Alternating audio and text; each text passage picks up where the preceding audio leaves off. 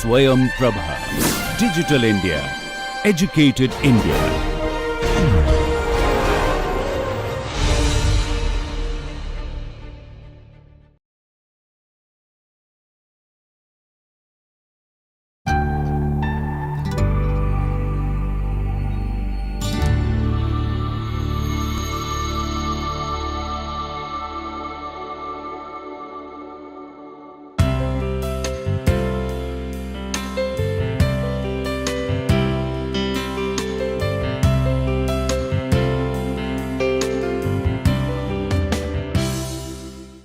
Hi everyone, welcome to International Studies on Vernacular Architecture.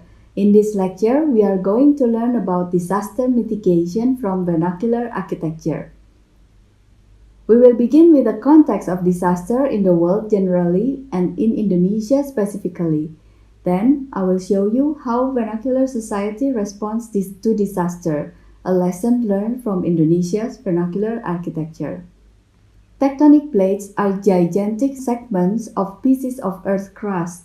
Tectonic plates are not fixed, but move, and when they come into contact, tectonic plates form either divergent, transform, or convergent boundaries. Such boundaries are highly susceptible to earthquake and volcanic eruptions. Tectonic plates are defined as major and minor plates depending on their size.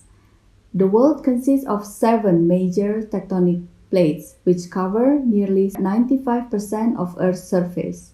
Ring of Fire is a seismically active belt of earthquake epicenters, volcanoes, and tectonic plate boundaries, spanning up to 40,000 kilometers from Pacific Island, Indonesian archipelago, going to the north to the Philippines, Japan, and then to the western coast of North America and the Andes Mountain. Most of the world's earthquakes and approximately 75% of world volcanoes occur within this Ring of Fire. Indonesian archipelago located in the Ring of Fire belt. This puts the island constantly at risk of earthquake, landslide, floods, and tsunamis and volcanic eruptions. One of the 12 world's largest volcanic eruptions is Mount Tambora on the northern coast of Sumbawa Island, Indonesia. It exploded in 1851 and the eruption lasting up to 3 years. Many vernacular societies have learned how to live with natural environment, including hazards. They have the knowledge of how to minimize disaster risk and handed it down to the next generations. But rapid urbanization, industrialization, and globalization, as well as the lack of awareness and documentation, has made vernacular society forget the vernacular knowledge of disaster mitigation. As a result, each year, Indonesia's National Disaster Management Agency recorded an increase of disaster, 3,800 in 2019, 4,600 in 2020, and 5,400 in 2021, with building damage up to 158,000. In this lecture, we will look at some knowledge of vernacular society in responding to natural hazards, especially earthquake, which occur in many forms, song, poetry, and in the physical form of vernacular architecture. In Aceh province, there is an island in the west called Simele Island. They have warned people of the danger of tsunami, known as Mong in their language. The warning is distributed among themselves and is handed down to the younger generation in the form of poetry, called Nandong. The poetry contains warnings as follows: if the earthquake is strong, followed by low tide, hurry up and find a higher place. That is Mong. And in Mentawai Island, West Sumatra province, the warning of earthquake is handed down in the form of song lyrics. The earthquake is known as Teteo in their language. The song is about thunder, landslide, and destruction. The knowledge of disaster mitigation also found in Indonesia's vernacular architecture along the Ring of Fire belt. The ones that will be discussed here is those of Nias in North Sumatra, Bagi in South Sumatra, Sunda, Java, and Sumba. Nias Island is located in between two plates, the Indian, Australian, and Eurasian plates. So the island often experiences earthquake with a high magnitude. From seismic data on March 2005, the island was affected by a devastating earthquake that caused many houses to collapse, and more than 1,000 people died, and thousands more were injured. But in the 2005 earthquake, Nias vernacular architecture is still standing strong considering the earthquake that was felt by the community in the city is very high. This is of course related to the adaptation strategy of Nias community in dealing with the earthquake disaster. All Nias vernacular architecture are built on stilts with gigantic wooden pillars placed on top of a rock. The main structural system is like a box placed on top of the ground, so the box itself has to be self-supporting. Each structural component bounded in a way to form a unity. The bottom area of the pillars is strengthened by a diagonal support structures as bracing. This bracing support structure is also found in the top at the roof structure. The function of this support are to counteract the earthquake lateral forces. Nias vernacular house plan is symmetrical. Whether it's consciously or unconsciously, the symmetrical shape actually makes it easier to spread the load that occur in the building, both horizontally and vertically. The symmetry of this plan, the overall shape, the structural and construction system makes Nias vernacular architecture highly earthquake resistant. From the northern part, now we look at South Sumatra, which is located close to the subduction zone, precisely along the southwest side. So the area is also a high-risk area to disaster.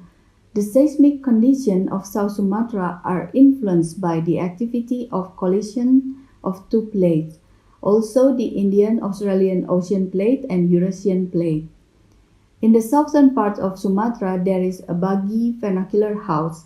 It is a rectangular wooden house on stilts. Different from their neighbor, the Nias people, who use these diagonal bracings in the bottom, Bagi house mitigate earthquake by creating flexible building behavior against the direction of the earthquake force. The concept of box with a wood knockdown system without nails is used in the Bagi house. The box used to be square, 6 by 6 meters, 7 by 7 meters, or 8 by 8 meters, with a symmetrical column structure configuration. But nowadays, there was an addition to the house form, such as upper terrace or room addition at the back. The most essential part is in the kitau, the horizontal beams connecting the box and the pillars below. The connection, the kitau, is a roller pedestal, function to reduce earthquake forces. Another unique feature of this house is that they do not use solid rock. Instead, they use crushed stone or cobblestone, compiled and slightly immersed into soil as foundation of the house. This creates a certain elasticity for the house when earthquake happen. Thus, each structural element plays a role in maintaining the position of other elements, allowing the structure to move simultaneously. When vibration occurs, the roller functions to reduce a force which will rotate on the holder, so that vibration reaching the upper structure will be reduced. The lightweight upper structure will then make it easier for this mechanism to work. This means that Bagi house has fulfilled the principles of elasticity in earthquake resistance construction. It is interesting to note that this vernacular society have known roller support system long before the technology is developed. Nowadays, the roller pedestal is commonly used in bridge construction to create elastic joinery which functions as an earthquake-reducing agent. From Sumatra, we move to the island of Java, which is located adjacent to the active arc subduction zone, precisely on the south side of the island.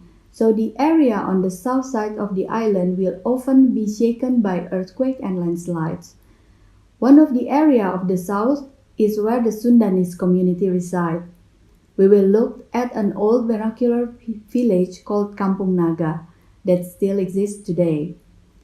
They are able to maintain their unique culture until now. The village is located in the valley. It is close to the main road connecting West Java and Central Java, so the road is quite busy. To reach Kampung Naga from the main road, one must go down hundreds of stairs, which also means to get to the main road, one must go up hundreds of stairs. As you can see in the picture, the village is located in the middle between river and mountain. Its left and right is rice field. This location is specific to the Sundanese culture. They believe mountain is where God resides. It is also the future, life after death, and heaven. While the river is water, it's evil, death, hell, and lots of bad spirit. And the middle is where humans live. The house is lined towards the water in accordance to the contour of the land. The Sundanese ideology respects nature and wants to live in harmony with nature. They have a rule that related to the capacity of the ground to accommodate human activity, meaning they restrict the number of the house and people that can live in the village. They also have a unique recycling food culture. It is a closed cycle, so there is very little waste. Sundanese are rice farmers. After harvesting the rice, unhulled rice is pounded at Saung Lisung. The bran is thrown into the pond. The fish consume waste from Saung Lisung and toilets. As we can see in the picture, Saung Lisung and toilets are built on the pond. The villagers caught and eat the fish. When the villagers use toilet, the fish then consume human waste. So this cycle is a simple method of recycling, similar to that in current technology. And the other interesting thing about Kampung Naga village is how they channel water. Clean water from the Naga village come channeled through bamboo pipes. Water from the southern part of the village is for drinking and cooking. Some of the water flowing through the rice field goes to filtering process used for ritual ablution or wudu prior to Islamic prayers and for toilet and bathing. Apart from the function of breeding fish, the pond also serves as natural septic tank for human waste. Cleaning, bathing, and toilet needs are done in the toilets. The sewage flows to the pond underneath. Some of the water flowing into these ponds also comes from the unfiltered surface water. This thinking sustains environment from landslide, climate change, and reduce the impact of natural hazards. In this sense, this ideology related to sustainable thinking. For the earthquake, the Sundanese houses are lightweight. The walls are thin, made from bamboo weaves and thin woods. The concept of box also present in this village. The box is placed on top of stone. There are no stilts. The lightweight house box can be moved to another place, as we can see in the picture. The moving of the house is a gotong royong process. Villagers come together, so the structure of the box is in unity. When the earthquake happens, the house can shake more freely in different directions. In this sense, the Sundanese vernacular architecture of Kampung Naga is highly disaster resistant. The Sundanese neighbor, the Javanese people, has a different response to earthquake. The response is apparent in Joglo house type. It is a rectangular wooden house type with tower-like roofs. Joglo is commonly used in Central Java. There are many varieties of roof shape and dimension. One of them is called limasan. which we will discuss further towards the end of the lecture. But all joglo variants have a common structural system. The plans are square or rectangular. The main structure is very specific, which starts from the middle. A four main column called sokoguru expanded to the left, right, front, and back. The sokoguru is bound by double beam on top, usually highly decorated, called tumpang sari. The weight of the double beams strengthen joglo structure. The structure of the pillar that surrounds sokoguru, called sakaparang, follows the main symmetrical structural system. Sakaparang has smaller dimension than sakaguru, serves as beam pedestal that support the additional roof structure. The connection system at the bottom of the main structure between sakaguru and the ground called umpak, which act as insulating base for the structure above it, and also functions to reduce earthquake vibration in the sakaguru. Umpak has a trapezoid form, made of stone or cement.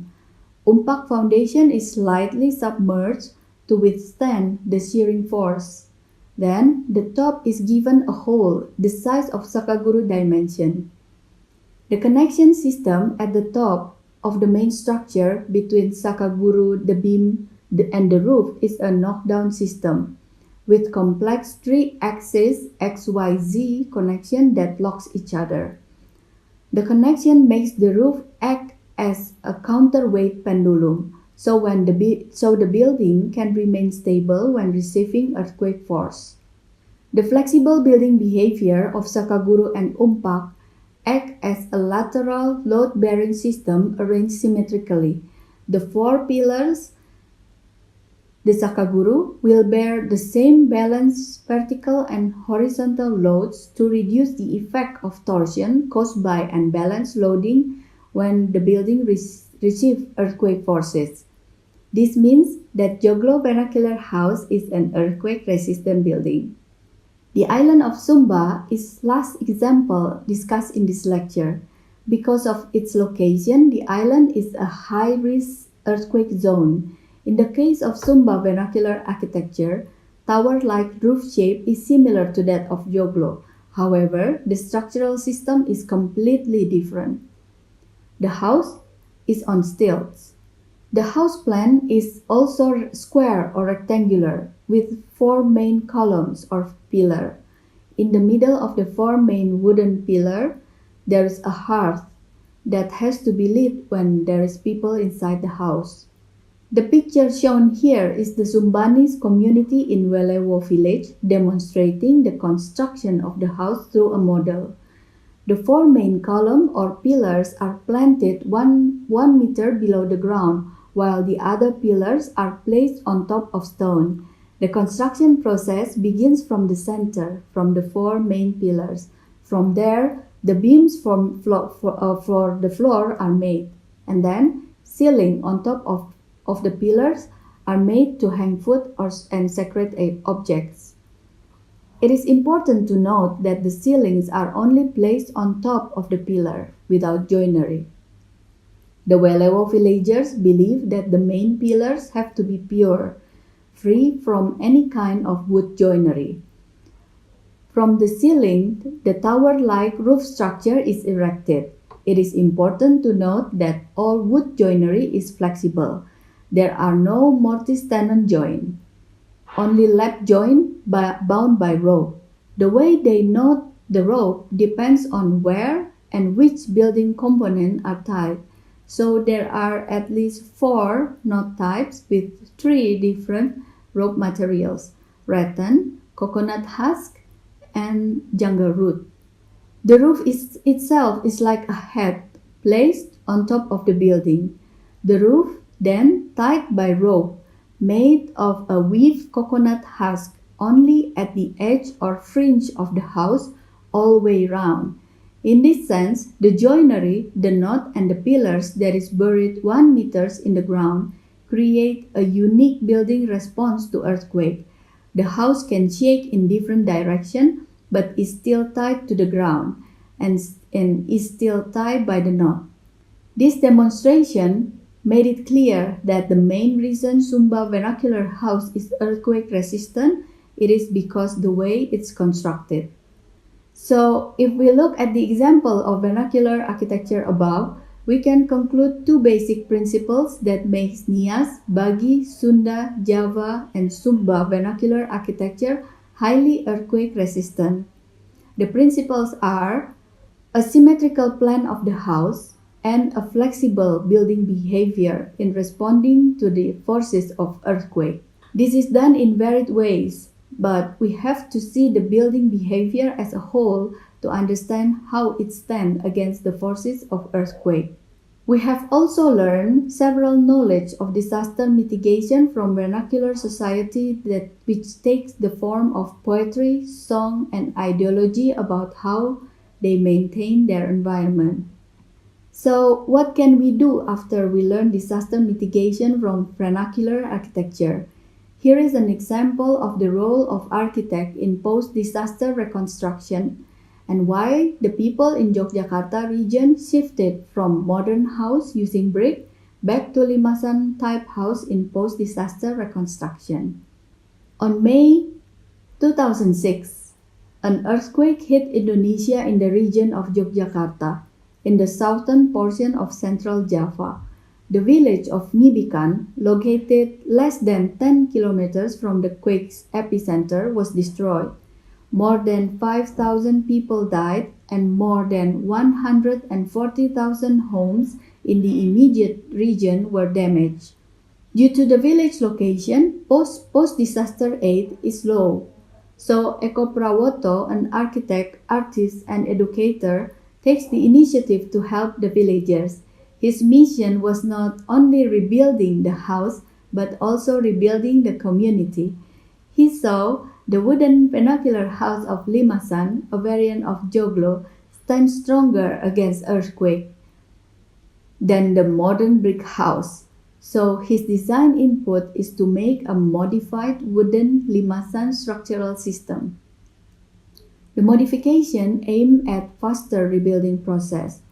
So after explaining the design and discussion with the villagers and with financial assistance from local newspaper, the villagers of Nibikan, led by community leader Mariono, reconstructed 65 homes in less than 90 days. The new homes are based on vernacular building type, the limasan house, with innovative modification to keep wooden structures lightweight but at the same time resistant to future earthquake. The community rebuilt the physical fabric of their environment, which in turn helped to rebuild gotong royong or togetherness in this agrarian village. As such, the Nibikan village reconstruction provides an alternative model for post-disaster reconstruction project that demonstrate the enormous positive impact of a grassroots rebuilding process. This project is shortlisted in the Aga Khan Award for Architecture. We have come to the end of this lecture. Throughout the lecture, we have discussed the context of disaster, how vernacular society mitigate disaster embedded in their culture, ideology, and vernacular architecture. And we have also seen the examples of a post-disaster reconstruction project. Hopefully, this lecture can inspire all of us to have a deeper look at disaster mitigation knowledge from vernacular society all over the world and take on the role of architect in rebuilding architecture after disaster with a respect of vernacular tradition. The example shown here is multiple research done in collaboration with many people. The vernacular community of Welewo and Kampung Naga, Construye Identidad of Peru, Marianne Tarauton, Justin Cupertino Ubu, Arsitektur Hijau, Pelewijaya, Takeuchi Ken, and students of architecture Aurelius Aron, Gabriel Mark Hebert Mailakai, and Jovita Christie. Here are some references of the lecture that you might be interested to look further. Thank you. See you in the next lecture.